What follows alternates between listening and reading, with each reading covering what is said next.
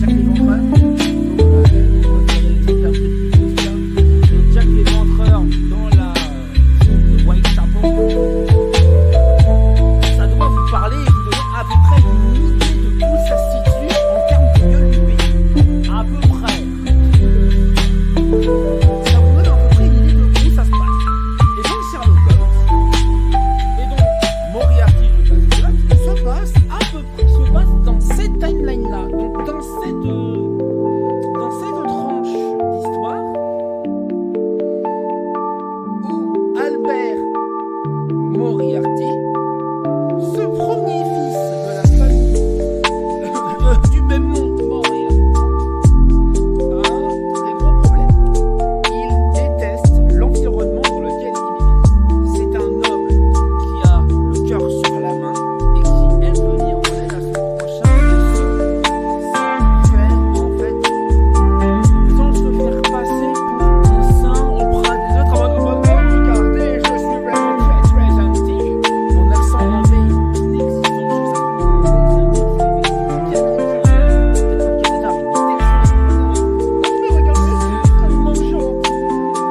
J'adore aider les pauvres pour faire plaisir à la duchesse. J'ai même adopté un enfant des rues.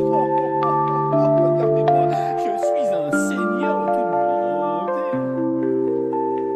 Mon calvaire, ce genre de truc, ça le dégoûte en grosse partie. Mais il peut pas y faire grand chose, c'est pas le mérite de sa famille. Son petit frère est un pourri dans l'os jusqu'au bout, au point littéralement de planter ses nourrices parce que même mes domestiques avec des couteaux juste parce qu'ils les aiment pas. Tout va bien, tout va bien. Et là, vous voulez ramasser ça? Ah oui, d'accord, venez, je vous ai ramassé le truc, voilà. Allez, un couteau planté dans le dos. Ce gamin est un malade. Un malade, ça s'y voit parce qu'il est noble. Attention, même son frère commence à rigoler. Et puis un jour, pour faire plaisir, j'aime bien voir de la duchesse pour crédit social. Moi j'aime bien, depuis tout à l'heure je suis en train de faire les trucs où je parle de j'ai pas de c'est comme si je rajoutais ma fille dans votre excusez-moi, je suis pété noblesse oblige, messire, majesté.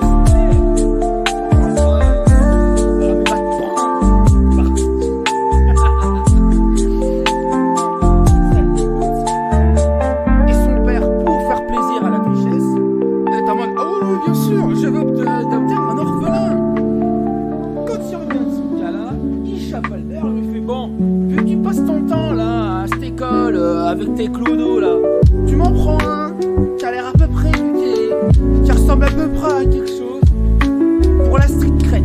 Voilà, pour ma street cred. On tient bien. Et plutôt que de prendre qu'un seul gosse, il en embarque deux. Les frères, deux frères d'orphelins, le premier,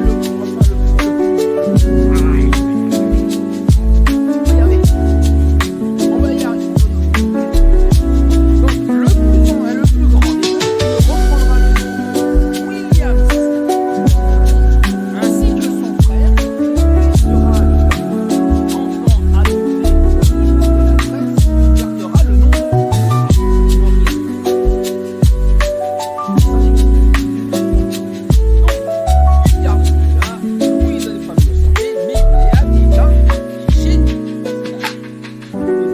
peut-être issu d'une famille de nobles, mais ça, on ne l'a jamais dit. Attention, j'ai dit que c'était une adaptation. Ceux qui connaissent Sherlock Holmes doivent sûrement être en train de commencer à sortir les cordes, les fourches et les torches en mode relons-le.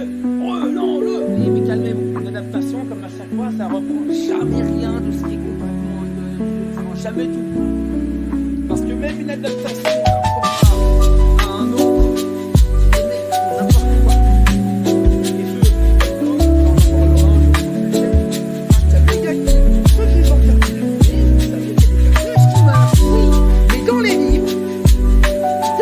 Dans les mangas, j'ai lu les mangas, certains des personnages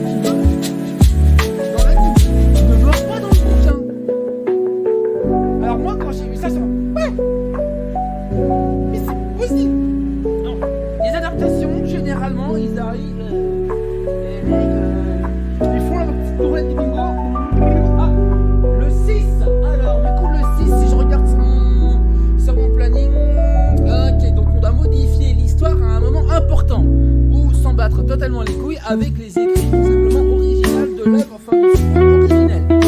Ok, prochain numéro, s'il vous plaît. Voilà. Loin d'envoyer. Albert finit par Yap. Comme ça pour être plus simple. L'orphelin.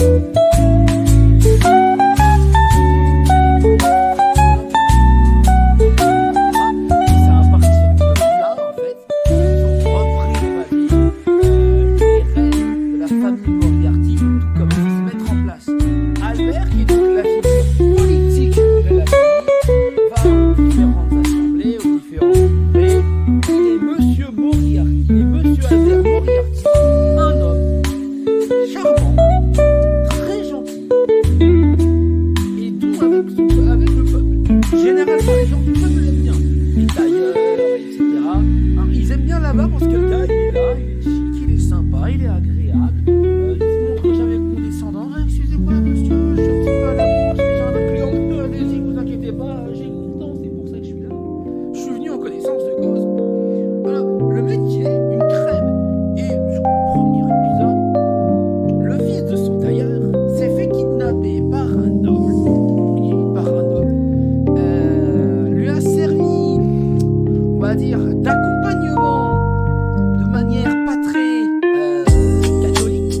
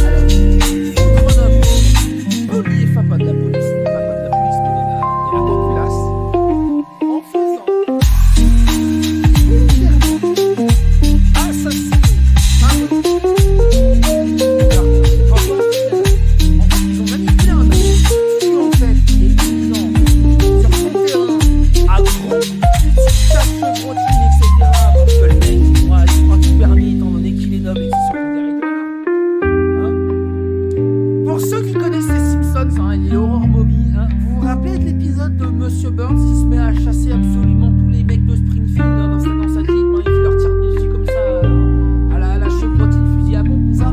Bah voilà, c'est exactement le même principe. Le mec il s'amuse comme ça aussi, il en est très content, il en est très fier. Il fait aussi le plan de Moriarty est simple, ils vont tout faire, péter les couilles. Problème d'invitation, problème avec les chambres, un mec de la populace qui l'emmerde, etc. Le repas qui arrive pas, les sièges qui fonctionnent mal, bref, ils font en sorte que tout ce qui touche à son statut de noble, il y a un truc qui va pas. Comme s'il n'était pas prévu pour le voyage du bateau. Il y a un concert qui allait se passer. C'est un spectacle qui allait se passer. Un spectacle de danse, de ballet, premier spectacle de ballet sur l'avenir. Je crois que c'est le Nautilus. Je crois que c'est un référence. Je crois que le nom du bateau c'est Nautilus. Alors, pas tous ces détails-là. Et généralement, j'en reste sur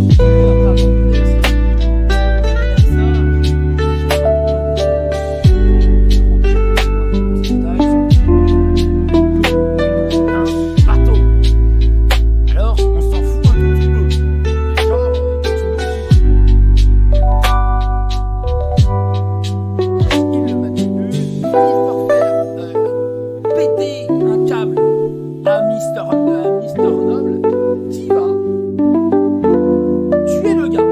Ah, ils n'ont pas fait tuer non plus n'importe qui. C'était un ancien coupeur de jarret.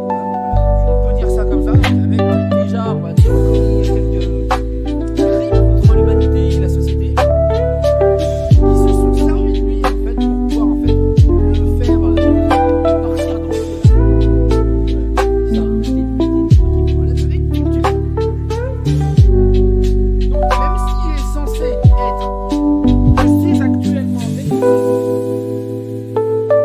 sur la paranoïa qu'ils ont infligée à Mr. British, on s'appelle dans la série, on s'appelle les goy, toujours Mr. Naval, pour le rendre complètement fou en lui donnant l'impression que le mec a survécu. Et lorsqu'il lui retrouve la personne qu'il avait privée de son souffle à bord du navire, du moins dans sa cabine en plus, dans sa cabine de la noblesse oblige, hein, voilà. Quand il le retrouve, c'est quelque part au niveau des systèmes mécaniques, au niveau du théâtre. Le mec est dans une paranoïa. Il se saisit du couteau qu'il avait utilisé pour le délivrer de son âme, et il le replante encore et encore et encore. Ils ont même remarqué que le terrain remonte jusqu'à se venir dans la salle de concert. Il y a tout le monde, toute la noblesse, tout le gratin de la noblesse qui était là, et les gens du papa l'ont vu en train de faire du steak haché dans votre. Il était comme ça. Les mecs s'en vont. Oh mon dieu, qu'est-ce que c'est? Il se retourne. Mais Focal, je fais qu'est-ce que je veux? Je suis noble. Suite à ça, il finit à l'arrêt, arrêté et enfermé. Ce qui va poser un petit, il va mettre un coup de genou, hein, littéralement, un peu dans les roubines de la haute société en mode. C'est pas les mains mortes. Et le rapport avec Charlotte, bah en fait c'est simple. C'est à ce moment-là que Charlotte va rencontrer Moriarty sans même le savoir. C'est lui qui va se rendre compte qu'il y avait un truc qui louchait, qui est louche vis-à-vis de ce qui s'est passé à bord du Nautilus, qui va enquêter et qui va se rendre compte en fait que c'était un complot. Et Moriarty est très content parce qu'il a trouvé la personne qui ramènera l'équilibre dans la forme lorsque le plan du prince du crime atteindra son paroxysme. Il se sert de Sherlock Holmes pour ses dessins afin de changer le futur de l'Angleterre.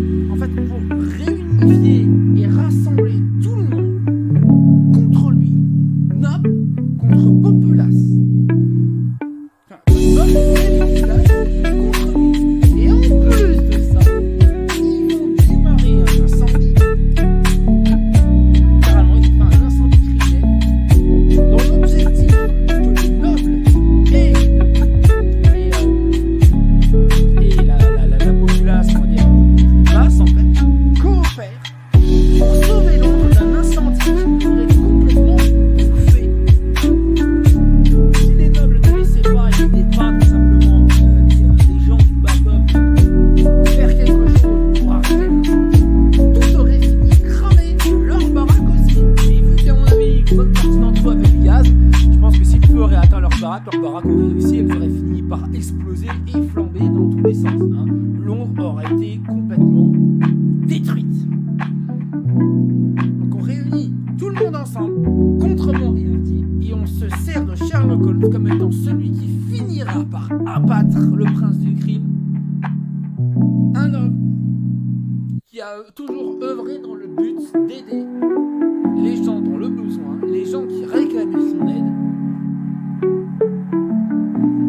face à des crimes jamais résolus par Scotland Yard, qui malheureusement elle aussi avait quelques petits problèmes de corruption. Un plan rondement bien ficelé qui mènera Moriarty à sa perte, mais pas seul, étant donné que Sherlock, ne voulant pas tuer William, tombera du pont avec lui et les deux disparaîtront dans la nature à jamais. Albert va donc devoir essuyer toutes les erreurs de son frère et prendre la lourde responsabilité. C'était prévu depuis le début dans son plan. En plus, tout simplement que pour l'émissaire, c'est ce qu'il a fait. Il a amené donc à son frère adoptif William, gloire, fortune, renommée et place tout simplement dans la noblesse, considérée par ses plans. Quand il aura commis ses crimes, il partira. Il avait quand même prévu de partir, on va dire, en fumée. Voilà. Que ce soit lui qui tout simplement se prenne tous les problèmes sur le dos et qui purge les erreurs de son frère William jusqu'à la mort s'il le faut. De son côté, Louis, donc le deuxième, enfin le petit frère de William, frère biologique à lui, rejoindra les forces secrètes du royaume d'Angleterre et sera le premier chef à la fondation d'un service de renseignement intérieur appelé le MI6.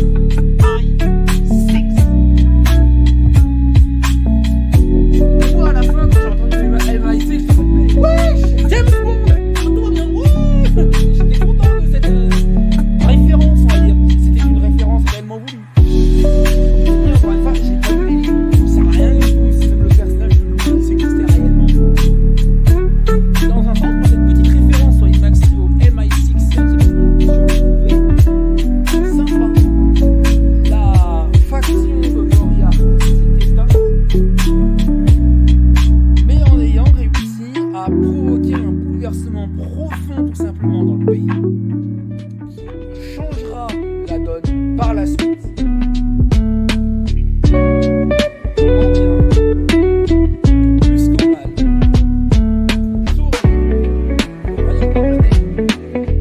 Alors, je vous passe aussi certaines intrigues liées tout simplement au royaume d'Angleterre, à des papiers ou avec d'autres personnes, pour vous laisser un petit peu découvrir les complots, le fonctionnement des plans élaborés par Moriarty, assez concrètes et en droite vers la fin du scénario. Maintenant, parlons en général, ce qu'on aime bien, c'est l'animation. Alors, à titre personnel, étant donné que je ne suis pas un spécialiste, je l'ai trouvé relativement très bien. J'ai bien ressenti tout l'aspect ancien, enfin Angleterre des années 1900. Ça, j'avais l'impression de croire. Je me suis attaché à quelques personnages notamment à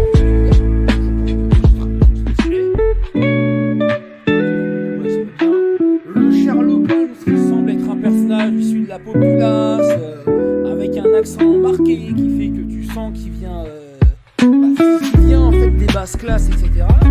C'était cool parce que justement ça permettait de faire une distinction en fait dans la manière de s'exprimer. Donc côté de James Moriarty qui fait très haute noblesse, et de l'autre son némésis Sherlock Holmes qui lui vraiment respirait. Moriarty voulait de lui quelqu'un issu des basses classes, mais dont son génie était capable de pouvoir rivaliser avec le sien.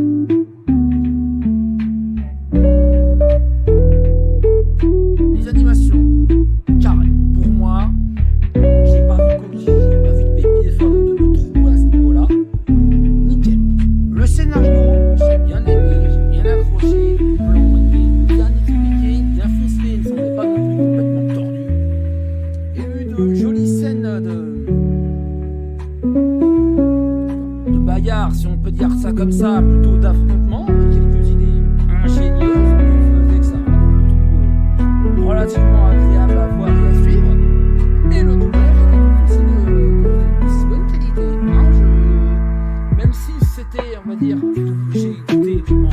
laissait faire, j'avais quand même un peu cette impression de sentir légèrement l'accent britannique derrière. Est-ce que c'était réellement voulu? Pas du tout, je ne sais pas. Mais en tout cas, j'ai eu l'impression que pour les garçons, j'étais dedans, même si c'était des voix japonaises en Angleterre. Jusque-là, après, j'ai envie de te dire, de toute façon, la vidéo d'un film américain, c'est en même temps la vidéo d'un truc qu'ils font en Amérique ou au Japon, forcément. Ça a l'air de pas faire sens, mais bon, hein, parce qu'on est là pour aller sur ce genre de mini détails.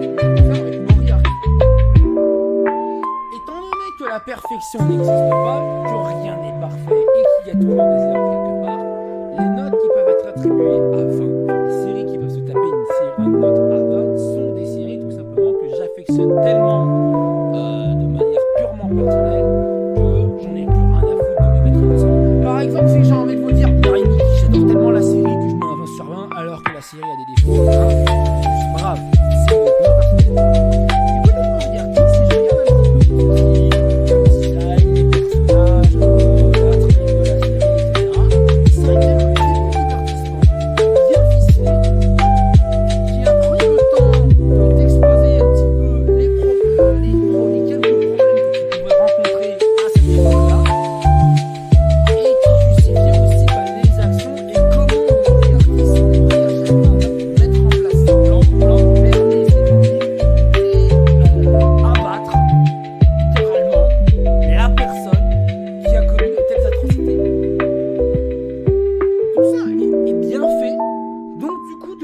C'est une série qui se tient très bien, qui fonctionne très bien, et donc j'ai envie de dire, comme je ne vois pas de défaut à cette série, je vais lui mettre un 15. Un 15 pour moi me semble être une excellente idée, parce que j'aime bien, voilà, je vous le dis concrètement, j'ai bien aimé, mais je ne suis pas plus hype, plus on va dire à fond dans un Moriarty que par exemple je pourrais être avec une autre série comme Hazard, je vais dire quoi de plus, à tout hasard, alors forcément on va dire oui mais c'est pas Hazard, bon très bien, c'est pour les prenons une autre série.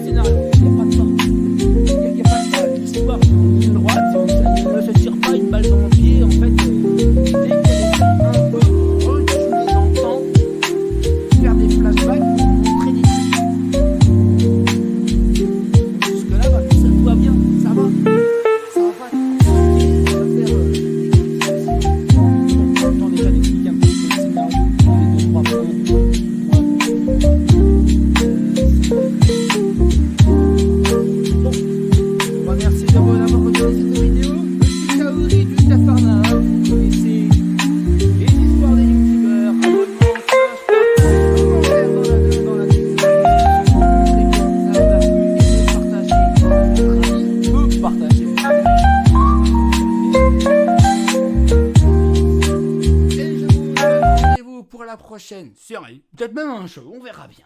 Peut-être que je ferai un jeu. Je ne sais pas encore. Ciao!